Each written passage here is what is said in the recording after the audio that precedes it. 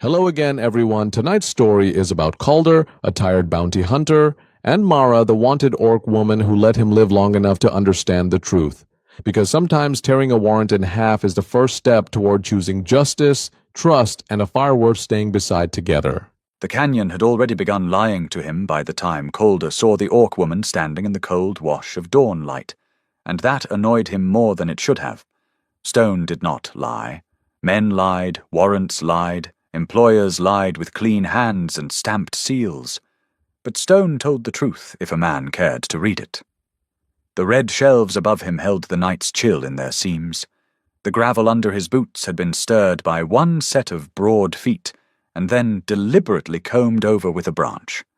Wind came down from the north mouth, carrying the dry iron smell of old water and sun-baked dust, and somewhere higher up, a pebble clicked once against a ledge and settled.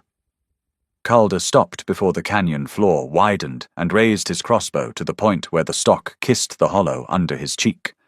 The woman did not move. She stood 30 paces ahead, hands visible, chin level, green skin darkened by cold and shadow. Black hair braided back from her face with 2 copper rings near her left temple. The warrant had called her Mara of the Black Gulch, raider, instigator, organizer of clan violence, theft of labor property, flight from contracted debt, suspected murder. The warrant had not mentioned that she looked tired. It had not mentioned that she was 26 if she was a day, that one of her tusks was chipped near the tip, that her cloak was mended at the hem with thread the wrong color, or that her eyes, amber and steady, were not frightened enough. "Hands stay where I can see them," Calder said. "They are there," she said. Her voice held no challenge. That was the first wrong thing. People who had been hunted for 11 days usually put something in their voice, whether anger or pleading or calculation dressed as either. Mara put nothing there. She looked at him the way he looked at a slope, before deciding whether the scree would take his weight. He adjusted his grip, not because his hand was slipping, but because his hand had noticed his mind wandering. "Warrant says you're coming east," he said. "Alive pays more." "The warrant says many things." "It says enough." "No." Her gaze moved once, not to his bow, not to the knife at his hip, but past him, to the place where the canyon narrowed behind his shoulders. "Call them." Calder did not turn. A man turned only when he had accepted that something behind him mattered more than the thing in front of him. The problem was that the canyon changed around him anyway. The narrow shadows he had crossed at first light unfolded. A shelf he had read as broken stone became a shoulder. A crevice held breath. The darker seam beneath an overhang widened and developed eyes. Orc warriors rose from the walls without haste, heavy shapes splitting from the canyon, as if the place had grown them in secret during the night. One above him had a long hook spear angled down toward the back of his neck. 2 stood on the ledge to his left with bows drawn. Another stepped out from behind a slab so close that Calder could smell the smoke in his hair. 20. No, 19 in clear sight, and one he could not see but could feel in the little attentive hollow between his shoulder blades. He had walked into the trap before sunrise. He had walked well into it. He had taken the false trail, accepted the brushed gravel, noted the narrowed wind, and failed to ask why the canyon had offered him every answer too neatly. His old partner would have laughed once, low and rude, and said, "There's your pride, Calder. I wondered where you buried it." He kept the crossbow on Mara because lowering it too quickly would look like begging, and raising it higher would look like stupidity. Both could get a man killed. Mara watched the calculation pass through him. Her hands remained open at her sides. Dense-skinned hands, broad across the knuckles, cracked along the fingers from cold and work, with a pale scar crossing the heel of the right palm. Not the hands the broadsheets put on wanted drawings, not claws, not symbols. Hands that had carried wood, bound wounds, sharpened blades, lifted children when they stumbled. Calder filed the observation under irrelevant, and felt it refuse to stay there. "You could have put a shaft through me at the bend," he said. Yes. Before I saw you. Yes. You didn't. No. The eldest of the warriors, a woman with silver threaded through her iron-grey braids and a hatchet resting loose in one fist, snorted. He counts well. That is something. Varka, Mara said. The old woman shrugged with one shoulder. I did not say it was much. A boy moved from the right wall then, not quite a man, and too determined to know the difference. He had a short spear held in both hands, and a scar under one eye that looked too old for his face. 15, perhaps. His lips pulled back from small tusks as he stared at Calder, all suspicion and hunger to be useful. He came to stand beside Mara without taking his eyes off the crossbow. Mara lifted one hand and touched his shoulder. Once. Briefly. The boy's stance changed by half an inch, not softer, only steadier, as if her fingers had pinned him to himself. That was the second thing Calder understood, and it moved through him more quietly than the first. The warriors were armed and scarred, and placed with a discipline no border militia would have credited to them. Some were large enough to fold him in half without much ceremony, but they were watching Mara not as soldiers watched a commander who could punish them. They watched her the way people watched the hand that had pulled them from deep water. Not worship, not obedience, something older and harder to counterfeit. Her children, he thought, and knew the word was wrong by blood and right by every other measure that mattered. Your warrant, Mara said. Read the last line. I read it. Read it again. He almost told her he did not perform tricks at spear point. Then the unseen 20th warrior shifted above him, stone dust ticking down the back of his coat, and Calder decided pride had already been overpaid. Without lowering the crossbow, he reached into the inside pocket of his coat and drew out the folded warrant with 2 fingers. The paper had been sealed in blue wax, territorial issue, with a contractor's counter-signature below the magistrate's mark. He had read it in 3 towns, in bad candlelight, in rain, over coffee too thin to insult properly. He knew the reward. He knew the charges. He knew the final line. Subject is to be remanded directly to Haska Debt Recovery and Labor Security, he said. Not territorial holding. Mara said. No, not magistrate review. No, directly to the men who owned the camp. Calder's jaw tightened before he gave it permission. The phrase owned the camp was not the legal phrase.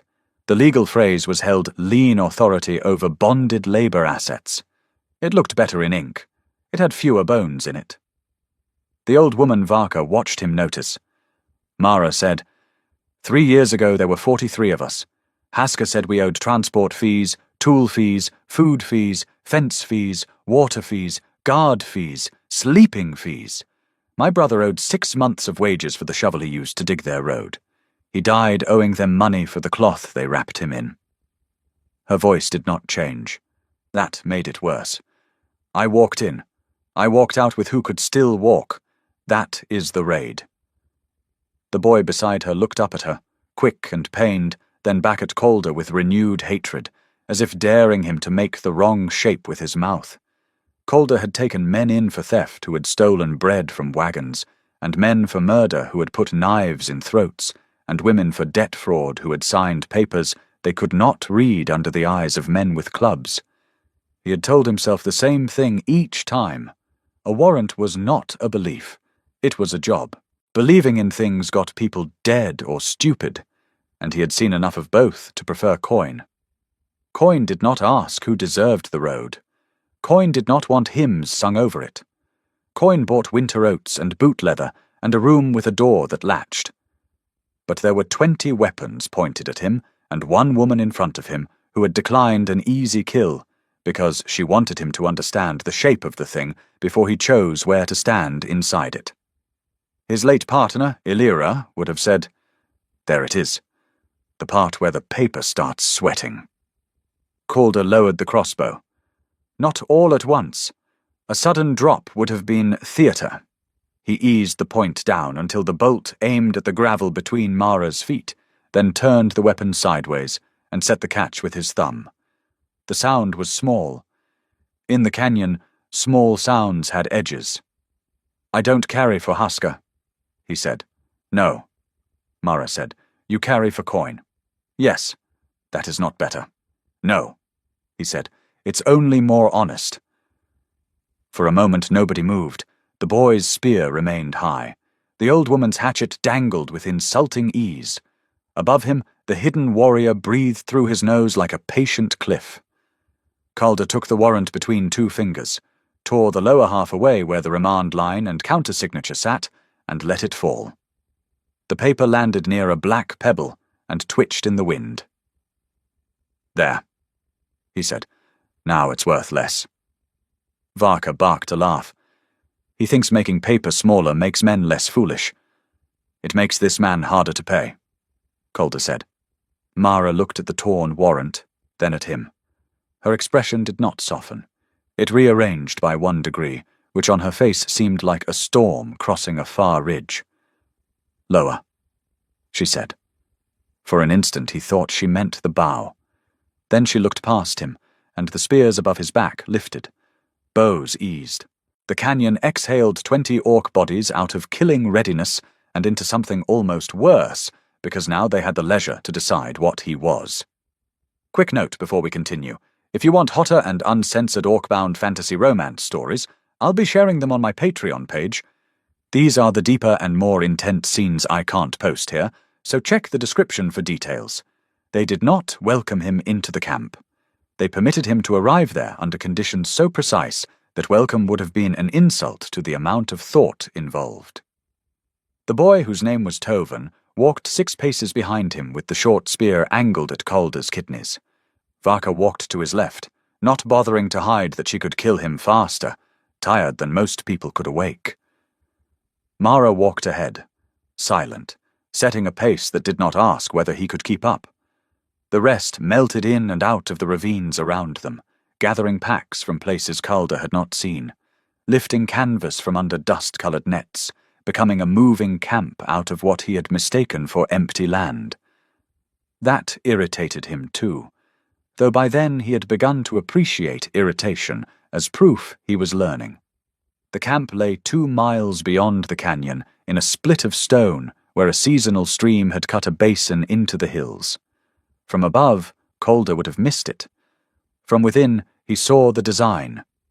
Smoke moved through a crack in the rock instead of rising straight. Bedrolls lay under overhangs, not in a pretty circle for raiders to find, but in staggered pockets where one torch could not show them all. 2 horses stood under a hide screen, muzzles wrapped to keep them quiet.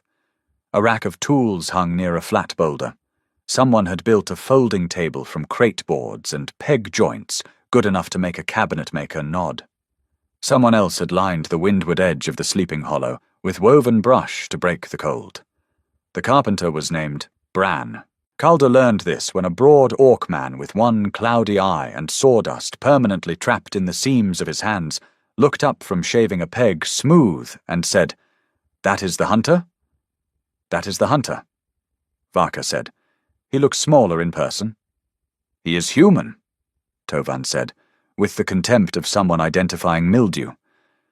Bran considered that. Still, some humans manage more width. Calder set his pack down where Mara pointed. "I apologize for disappointing the measurements." Bran's mouth twitched.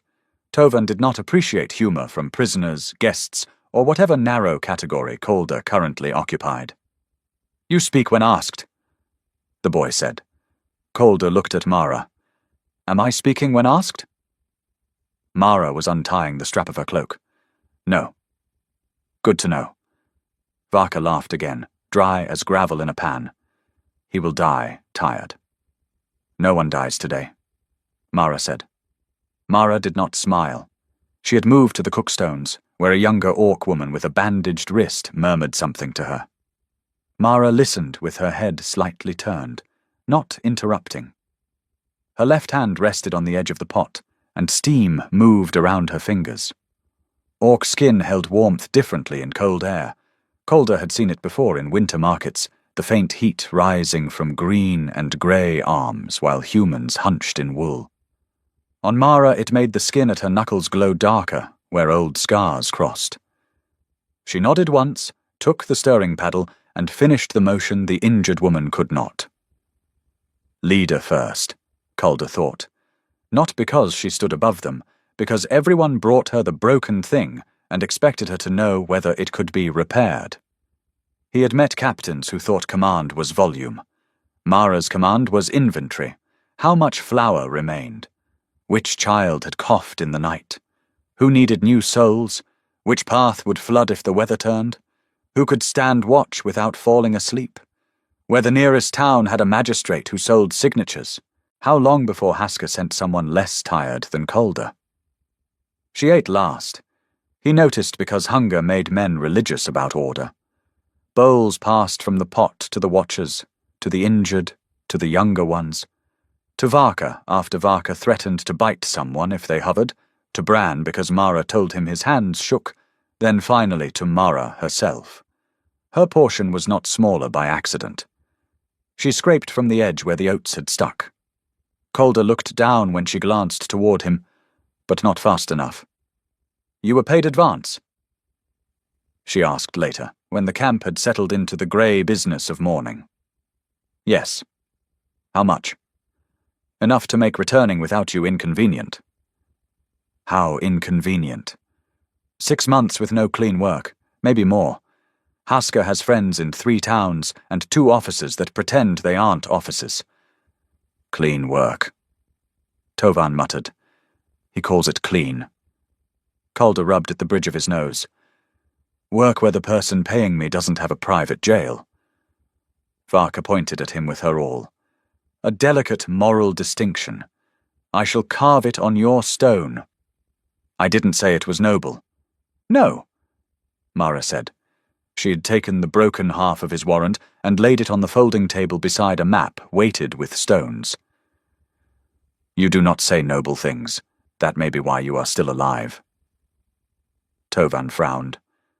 "I thought he was still alive because you said not to kill him." "That too," Mara said. He slept that day in slices.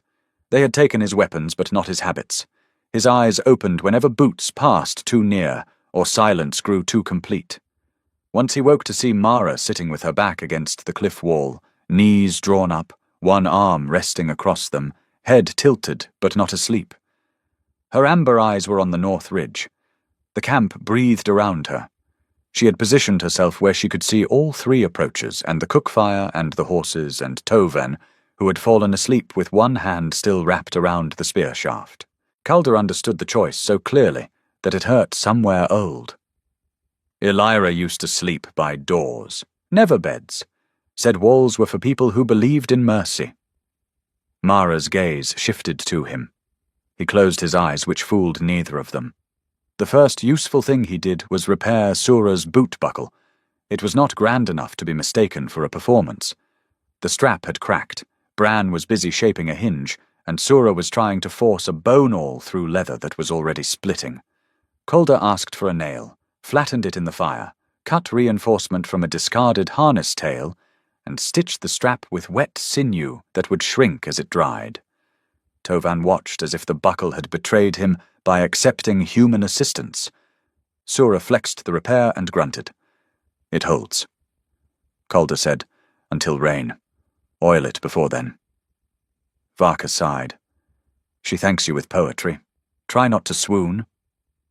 Mara watched from across the cookstones, and for one unguarded second her expression was not trust and not warmth, but attention stripped of strategy. Then she closed it, practical as a door barred for weather, and looked back down. He noticed the closing. She noticed him notice. After that, she gave him jobs. Not important ones at first. He cleaned rust from snares. He showed Tovan how to set a tripline that warned rather than maimed, which the boy claimed he already knew and then learned with aggressive silence. He marked on Mara's map the towns where Hasker paid informants and the inns where a question could be bought for less than ale. He explained the difference between a territorial warrant and a contractor's recovery writ, and why the difference mattered only until a magistrate decided it did not. He told them which seals were real, which were copied from old offices, which clerks signed anything if the fee came folded in blue paper, and which road patrols counted orc faces the way tax men counted barrels. The camp listened without softening. That was fair. Calder did not trust quickly either. Trust was what people called it when they had not yet found the loose plank. "The paper says debt," Mara said one evening, standing over the folding table with her arms crossed. Firelight moved along the ridge of her cheek and caught in the copper rings at her temple. "The paper always says debt. They made children sign. Then they'll call it witnessed obligation by guardian authority. There were no guardians. They'll invent one. They charged us for water from our own spring. Use fee. For sleeping in a locked shed. Shelter allotment. For the shackles. Security equipment." Tovin swore in Orcish, a word Calder did not know but admired for its shape. Bran sat beside the table, carving a new handle for Sura's hatchet. His cloudy eye reflected the fire as a dull moon. "Can words do that? Change a chain into equipment?" "On paper," Calder said. "Only on paper." Varka's face had gone still. Paper was enough to bring men with crossbows. Calder looked at her, then at Mara. "Yes." Mara leaned over the map. She had a habit of pressing 2 fingers to a place before speaking, anchoring thought to terrain. "If Hasker sends another hunter, where does he enter?" Calder studied the marks. "Depends who. Names. Hasker uses 3 when he wants quiet, and 1 when he wants an example. If he thinks I'm dead, he sends men with shovels and a ledger. If he thinks I ran, he sends Joran Pike." Varka made a thoughtful sound that had no humor in it. "Pike. That one took Harl's cousin." Across the fire, a thin orc man with burn scars down his neck looked away. Harl had not spoken much since Calder arrived. He spoke now.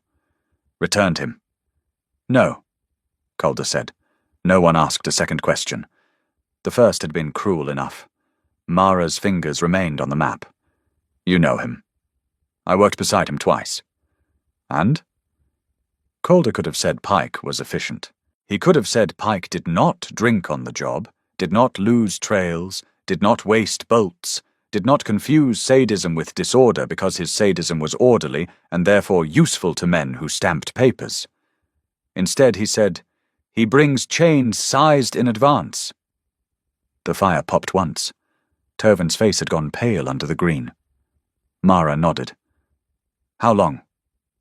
"If Hasker expected me back yesterday, Pike left this morning. If he expected me to fail, Pike left before I did." "He expected you to fail." Calder gave her a dry look. "I was sent alone into country where 20 of you can become rocks. I'm revising my estimate of my employer's affection." Varka smiled without joy. "Perhaps he thought your bones would frighten us." "Mine rarely perform that well." The old woman's eyes narrowed in amusement. "I may like him when he is not holding a weapon." "You like fungus on cheese." Tovan said, "Fungus on cheese has culture."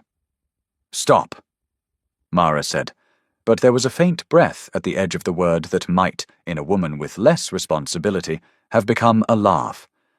Calder felt the almost laugh like warmth from a coal hidden under ash. He looked down at the map, because wanting another one would be foolish, and he had not survived this long by feeding foolish things just because they had woken hungry. The complication arrived on the 4th day in the shape of 2 crows lifting from the eastern ridge before noon. Calder saw them first because he was looking for exits, and had been for most of his adult life. Birds leaving scrub without circling meant ground movement. Not deer. Deer flowed. Not wolves. Wolves made silence gather low. Men on horses pressed noise upward before they arrived. He stood from the snare he had been repairing. Mara saw him stand and needed no explanation. "Where?" "East Notch. 3 riders, maybe 4. 1 pack animal. They're not hiding." "Pike?" "Likely." Varka spat into the dust. "I was enjoying my morning." Mara's camp changed without panic. That impressed Calder more than panic would have. Panic meant belief in surprise. These people had outlived surprise by treating it as an expensive habit. Bedrolls vanished. Tools rolled into hide. The horses were led under deeper cover. Bran took his folding table apart in 12 movements and hid the boards beneath brush that looked undisturbed when he was done. Tovin grabbed a spear, then looked to Mara before moving, and that look contained 3 years of training himself not to confuse fear with usefulness. Mara came to Calder. How does he think? Straight when he can, crooked when paid. He'll have authority papers and at least one territorial badge in the group, whether the wearer earned it or borrowed it from a corpse. Will he negotiate? With humans? Her face did not change. Calder added, He will speak to me if he sees me. Then he sees you. Tovan took a step forward. No. Mara looked at him. The boy swallowed. No. He said again, smaller, but still there. He could lead them in. He already knows enough to lead them in. Mara said. That landed in Calder without mercy because it was true. Trust had not arrived. Usefulness had. Usefulness was colder, but it held weight. I can mislead him better from inside his assumptions. Calder said. He thinks I'm for sale. That gives us a door. Varka studied him. Are you? Yes, he said, but not cheaply enough for Hasker anymore. Bran, half hidden under a canvas roll, murmured, That is almost a principle. Don't spread it around. Mara stepped closer, close enough that he could see a small white scar crossing the bridge of her nose, half hidden in the green. Close enough to smell smoke in her cloak and crushed sage on her hands. If you turn. I know. No, you know what we will do. That is not the same. He met her eyes. Amber, quick, measuring not just his words but the ground beneath them. If I turn, I'm what I was when I entered the canyon. Mara's jaw flexed once. And? She asked. He looked past her to the camp that no longer looked like a camp, to Sura tightening the repaired boot strap, to Bran hiding the table he rebuilt every time the world took walls from him, to Varka checking Tovan's spear grip with insulting gentleness, to Harl standing in the shade with his burn scars and the silence of a cousin who had not come back. Then he looked at Mara, who ate last and slept against stone, and had not had the luxury of wanting anything where others might see it. And I'm tired of him, Calder said. She held his gaze for one breath longer than necessary. Then she nodded once. Good. It was not forgiveness. It was not faith. It was a place to put his feet. Pike rode in an hour later with 4 men, not 3, and all the arrogance of someone carrying official weather. He was a tall man in a clean brown coat reinforced with boiled leather, his beard trimmed close, his gloves new enough to offend the landscape. 2 riders wore Hasker blue. One wore a territorial marshal's badge pinned crookedly to a vest that had seen better ownership. The last led a pack mule carrying chains in canvas, badly muffled. Calder heard the metal anyway. Some sounds made themselves known through cloth. He stepped into the dry wash alone, hands visible, crossbow slung but unstrung. Pike reined in and smiled as if Calder had been late to a dinner. Bell. Calder hated being called by his surname, only by men who liked hierarchy but not intimacy. Pike. You look unburied. Disappointing, I know. Where is she? Gone. Pike looked past him at the canyon walls. He was good enough not to glance obviously at the wrong shadows. Gone where? If I knew that with confidence, I'd be richer. You had 11 days. And she had 26 years being herself. Hard contest. One of the Hasker riders snorted. Pike did not. His eyes had the clean flatness Calder remembered. Pike had once eaten an apple while watching a debtor whipped for trying to run. Not with pleasure. Pleasure would have made him human. Pike had eaten because it was lunchtime. Hasker says you defaulted. Hasker says many things. He writes most of them down so they look less lonely. You took advance. I pursued the warrant. You did not return property. Calder felt the word move through the air and strike the hidden camp behind the rocks. Property. Not suspect. Not fugitive. Not woman. The legal architecture stood there in one word, polished smooth by use. It made lives portable. It made chains administrative. It made men like Pike feel clean while carrying them. "I didn't find property," Calder said. Pike's gaze sharpened. "Careful. I found signs she doubled west. You're welcome to chase them." "That's so." Calder shrugged. "You brought a marshal. He can verify dust if his badge works outdoors." The badge wearer flushed. Too young, Calder thought. Not a marshal. A clerk's cousin with a borrowed pin and debts of his own. Useful. Men who knew they were frauds were easier to steer than men who believed. Pike dismounted. "Let's see your trail." Calder led them to the place Mara had chosen, a long slope of loose shale above a dry creek, threaded with prints made the previous night by Varka and Sura, wearing wrapped sandals over carved wooden forms Bran had shaped from Calder's description of Pike's expectations. Orc prints, but rushed. A drag mark suggesting an injured companion. Broken brush angling west. Too much sign for a careful fugitive, unless she wanted speed over secrecy. Or unless the tracker reading it wanted to believe he had recovered control.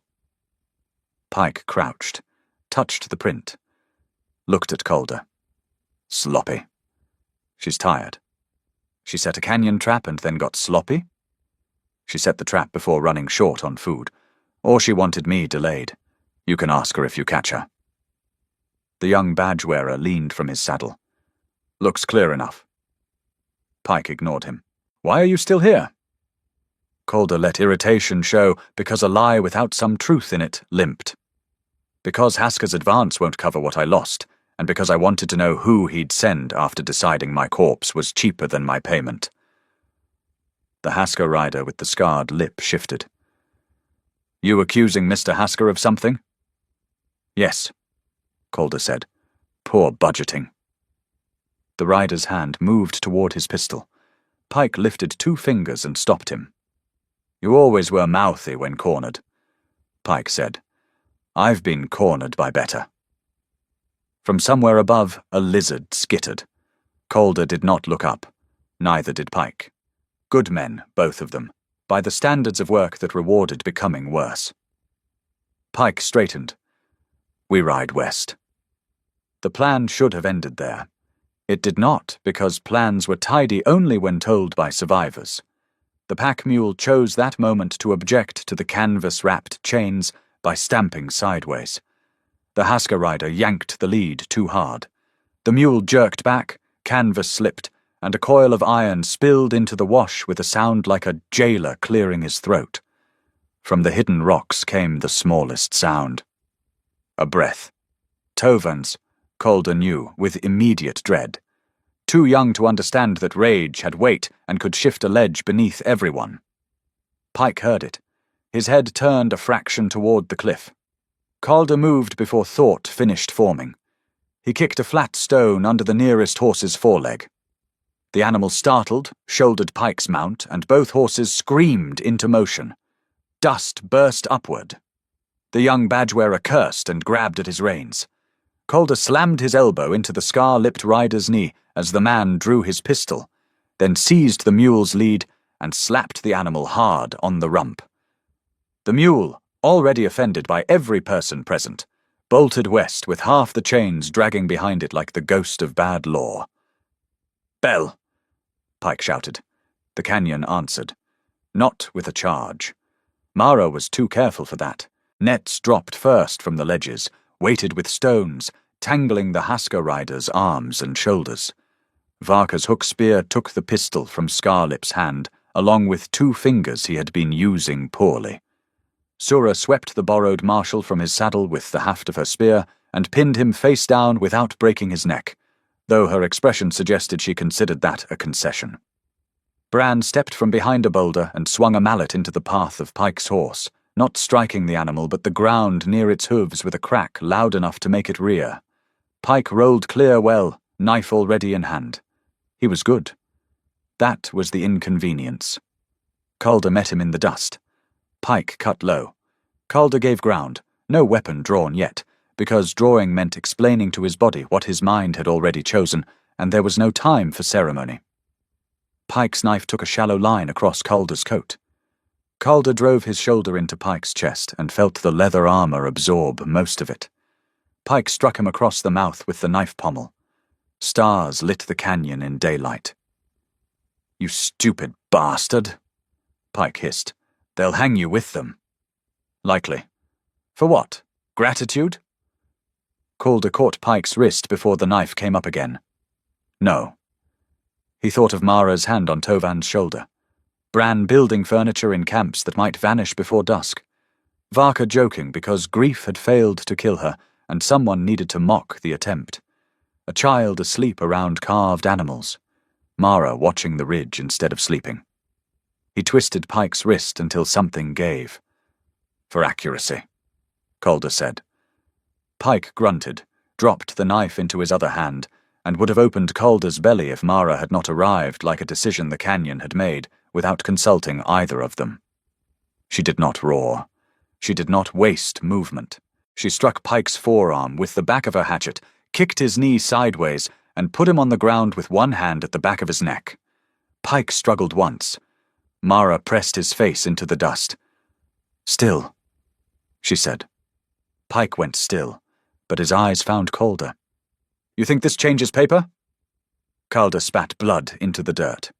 "No, that's why we're taking yours." They stripped the riders of weapons, badges, seals, writs, copy orders, payment notes, and a small leather folio Pike had carried inside his coat. Calder knew the folio before he opened it. Men like Pike loved records. They believed records proved discipline rather than guilt. Inside were names, dates, amounts, capture fees, injury deductions, transport charges, and the private correspondence between Hasker Debt Recovery and a deputy magistrate named Oren Vale, who had apparently forgotten that treason looked less like a flag burning than a receipt signed twice. Mara read the first page, then the second. Her face did not change, but her hand tightened until the paper bent. "They knew the debts were false," she said. "They always knew." Calder said. "The useful part is that they wrote down who else knew." Varka leaned over Pike, whose hands were bound behind him with his own chain. "This is why I never learned letters. They make men confess in straight lines." Mara did not kill them. Some of the camp wanted to. Harl most of all, though he asked in a voice so level it frightened Calder more than shouting. "He took my cousin." Pike, kneeling in the dust, smiled through blood. "I took many people." Harl moved. Mara stepped between them. Not dramatically. Just enough. "No," she said. Harl's burn-scarred throat worked. "He will do it again." "Not if we use him." "He used us." "Yes." Mara's voice stayed low, "and I remember every hand I could not get loose. But if we kill him here, Hasker sends soldiers and calls it massacre. If we send him back empty, Hasker sends more. If we send him with his own papers ahead of him to people who hate deputy magistrates more than they hate us, he becomes a road." Varka sighed. "I hate when mercy is paperwork." "It is not mercy," Mara said. Calder looked at Pike. "No, it's leverage?" Mara turned to him. "Who?" He knew the answer, had known it since the folio opened. Magistrate Selwyn in Northford. Not clean. Clean men don't last. But he hates Vale because Vale cut him out of bridge tariffs last winter. Give him a legal knife and he'll use it. "Will he help orcs?" "No." Tovan made a disgusted sound. Calder took the folio from Mara and tapped the pages straight against his palm. "He'll hurt Vale. We stand behind the right injury." Mara absorbed that. He watched her do it, the swift movement of her mind behind still eyes, terrain, and law becoming one map. "How far?" 2 days by fast horse, 4 with caution." "Pike's men?" "Send Pell with a copy and a story that makes him look frightened enough to be believed. Keep Pike and 1 Hasker rider. Release the others west without boots." Varka brightened. "I am listening." Calder continued. "They'll reach Hasker slow, embarrassed, and angry. By then, Selwyn has the papers. If Hasker moves openly, he confirms them. If he denies them, Pike becomes inconvenient. If Pike disappears, Selwyn uses that too. Mara looked at the bound hunter. And if Selwyn sells the papers back? He might, so we make 3 copies. Bran raised one hand. I can carve a passable seal press if I see the mark. Calder looked at him. Bran shrugged. I was a carpenter before I was property. The sentence moved through the camp like a blade being wrapped and put away. Not safe. Safer. Later, when Pike's papers had been sorted and the copies begun, Mara found Calder rinsing blood from his split lip with boiled water. It is shallow, she said. I've had worse. That is not a treatment plan. She took his chin between her warm, work-rough fingers and turned his face toward the light, dabbing salve along the cut with the same exact pressure she used for knots and maps and wounds that mattered more. You chose loudly today, she said. I kicked a horse. You chose. He swallowed, her hand still at his jaw. Yes. Why? He could have reached for a clean answer and distrusted himself for wanting one. Neutral stopped being neutral. Her eyes held his. That is a sentence men use after waiting too long. The salve stung. Yes. She released him, and he missed the contact immediately, which was inconvenient and entirely his own problem. On the second night of waiting, rain came. Not hard, but cold enough to make every joint aware of its own history. The camp shifted under overhangs. Bran rigged a canvas trough to feed water into pots, and looked personally offended whenever a drop escaped his design. Varka sat near the inner fire, sharpening her hatchet with slow strokes, telling Sura about the border wars in fragments that refused to become heroic. Humans marched badly in mud, she said. Orcs marched badly under officers. Everyone stank. At the end, men with clean boots drew lines on maps and told us which dead had been necessary. Sura asked, Were any? Varka tested the hatchet edge with her thumb. Mine were. I needed them to stay alive. Calder sat under the rock lip near Mara, both of them watching the rain turn dust to dark paste. She had given him no order to sit there. He had found himself there after checking the lower trip line. She had not told him to leave. In their language, such omissions were becoming dangerously fluent. You fought? He asked quietly. Mara's gaze stayed on the rain. No, I was a child when the last border treaty was signed. Varka? She fought. Lost 2 sons, one to humans, one to orcs who thought the treaty made peace the same thing as surrender. And you? I carried water in the camp. I learned where people bleed fastest. That explained the hands, or did not explain them, but widened the map. My partner used to say treaties are just trails after rain, Calder said, visible until the next weather. Mara looked at him. Partner. Hunting partner, Elira. Dead. 2 years. How? He watched rain drip from the edge of stone. The answer had many versions. The short one was easiest and least true. Job went wrong. Mara waited. He breathed through his nose. Debt recovery near Ash Mill. Farmer took a loan for seed, crop failed, interest bred in the dark like rats. Warrant said bring him in. We found him in a barn with his 2 daughters and a rusted musket. Elira talked him into putting it down. Contractor's man shot through the wall anyway, killed her, then wrote in the report that she advanced without caution. Mara's eyes were on him now. I signed the report, Calder said. Not because it was true, because refusing would not resurrect her, and would make sure I never worked inside 3 territories again. I told myself survival was not agreement. Was it? He laughed once, without humor. I'm still finding receipts. The rain filled the silence. He had not meant to tell her that. Confession was not a tool he kept sharpened. But Mara did not pity him, and the absence of pity let the truth remain standing without needing to defend itself. She would have liked your camp, he said. Why? She liked places that made liars work harder. Mara's mouth shifted. Not a smile, the place where one might have begun if summoned. Useful woman? Yes, you miss her. He looked at the dark basin, at the low fires, at Tovan asleep near Varka's knee, at Bran adjusting a water trough in the rain as if architecture could argue with weather. I converted it into competence. That seemed cleaner. Mara's shoulder brushed his when the wind shifted. Neither moved away. Clean is often where rot hides, she said.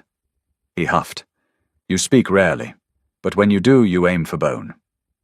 Words are lighter to carry when there are fewer.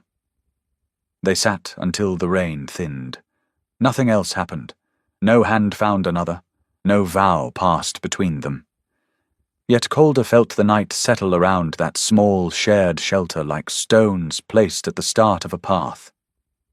Selwyn's answer arrived at dawn on the third day in the form of a rider who stopped a mile from the basin exactly where Calder's warning marks told him to stop, which meant Pell had delivered at least one instruction correctly. The rider carried no visible weapon beyond a short sword, and no Hasker blue. He brought a sealed reply, a summons for Deputy Magistrate Oren Vale on charges of improper countersignature, unlawful delegation of territorial authority, and fee concealment, and a separate private note in Selwyn's own cramped hand. Calder read it twice. Mara stood across from him. Say it. Selwyn will move against Vale. He wants Pike delivered alive as witness and the folio brought to North Ford. He offers temporary stay on all recovery writs named in the papers until review. Tovan frowned. Temporary? Yes. That means later they can hunt us again. Yes. His anger flared. Then it is nothing. No, Mara said. It is time. Tovan turned on her. Time for what? To run again? Hide again? Eat last again? The camp went still. The boy's face changed as he realized what he had said. Mara's did not, but Calder saw the hit land. Not in pride, deeper. Varka began to rise. Mara lifted one hand. The old woman stayed seated. Mara stepped toward Tovan. Yes, she said. His eyes shone. Mara. Yes, she repeated. Time to run if running keeps us breathing. Time to hide if hiding keeps us whole. Time to eat less if someone smaller needs more. Time is not nothing. Time is where we live until there is more. Tovan's spear hand trembled. Mara touched his shoulder, the same brief anchor from the canyon. I want better. Wanting is not a plan. This is a plan. The boy looked down, ashamed and furious and young enough that both hurt him openly. I hate it. So do I. He leaned forward suddenly and pressed his forehead to her shoulder.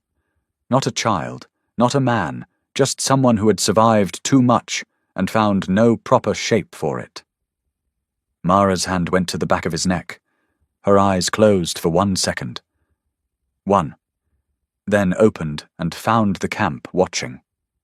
The hand fell away. Leader first, always.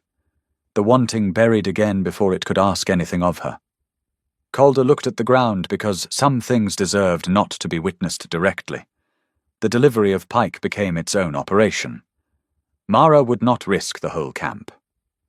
Calder argued for 4 riders.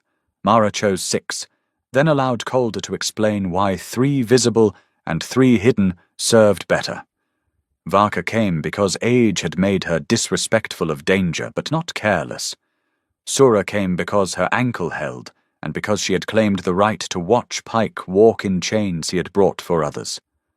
Harl came after Mara looked at him a long time and said, Can you use him without spending yourself?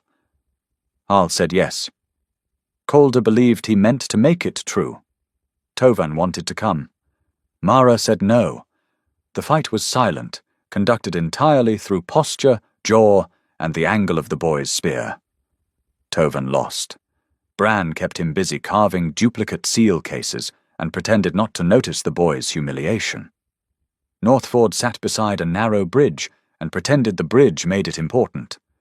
Magistrate Selwyn did not come out himself, but his marshals met them beyond the market and accepted the folio under the eyes of 6 armed orcs who had no intention of being turned into rumour.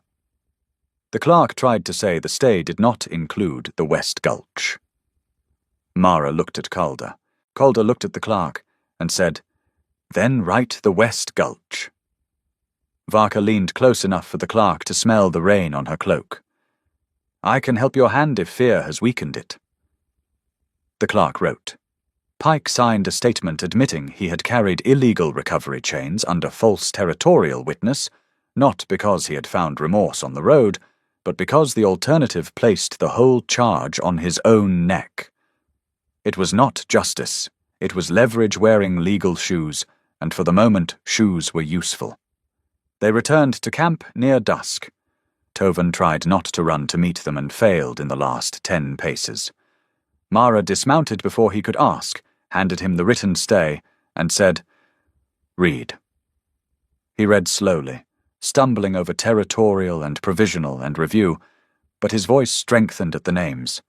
Sura's, Harl's, Bran's, Varka's dead son, listed by Hasker as recoverable asset despite being buried 2 winters, the child with carved animals, Tovan himself, whose debt had apparently increased for 3 years because Hasker had charged absence as lost productivity.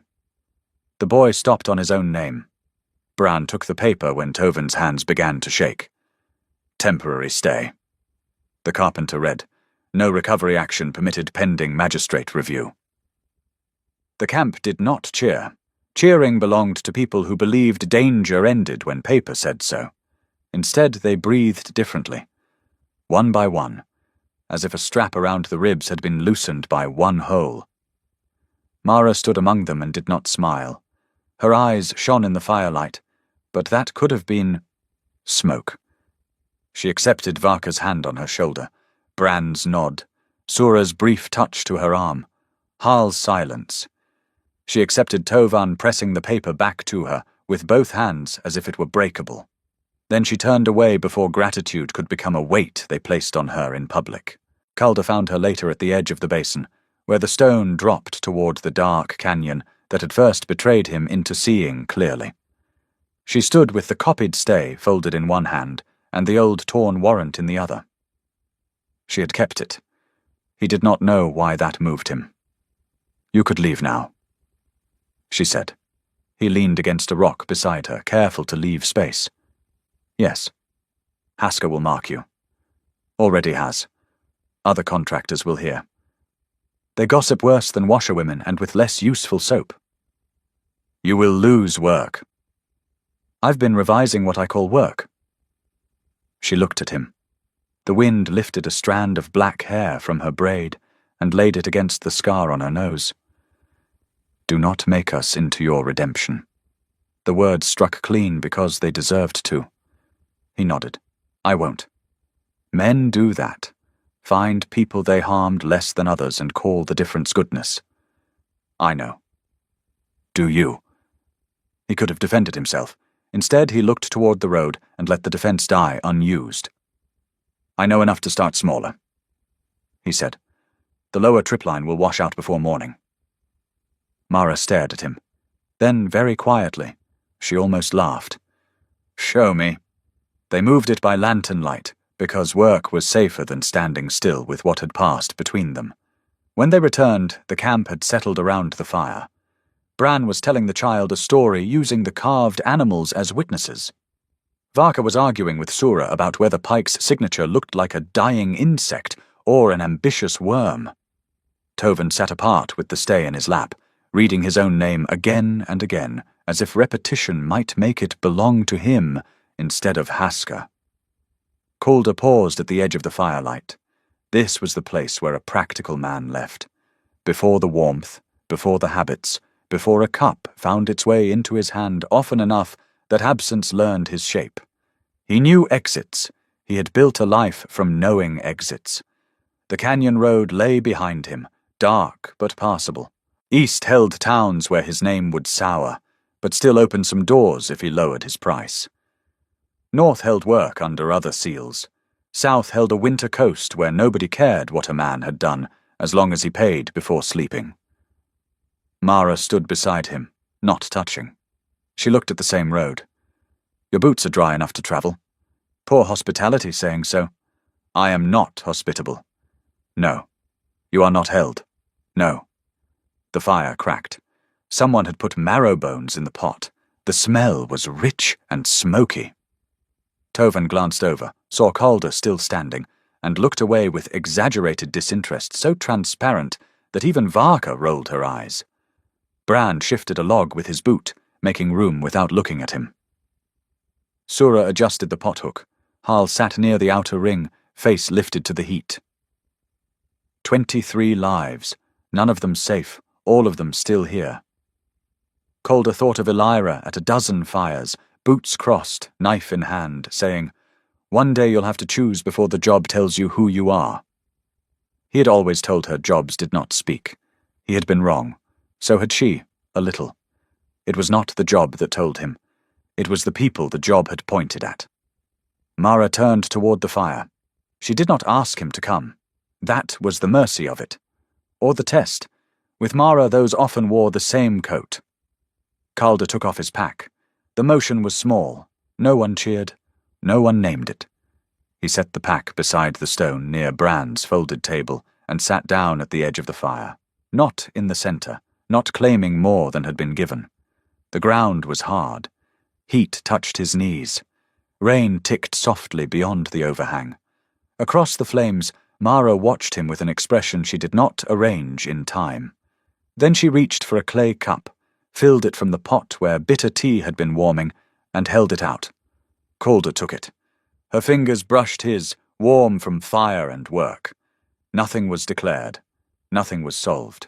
The warrant system still waited beyond the canyon with its seals and fees and men who could make a chain sound like a clause. Haska still breathed. Selwyn was no savior. Pike's signature was a tool, not a dawn. Winter would come. Food would run low. Trust would have to be built the way Bran built tables, joint by joint, taken apart when the road demanded and assembled again, without pretending wood had forgotten the weather. But the cup was warm between Calder's hands. Mara sat down on the other side of the fire, close enough that he could pass it back without standing. She said nothing. He said nothing. Around them, the camp settled into the small sounds of people not yet safe, not yet free, but present. The canyon held the night around them, no longer empty, no longer lying, every shadow accounted for by firelight and breath. Calder lifted the cup and drank what she had given him, bitter and hot and real, and when Mara looked toward the dark road that led out, he did not.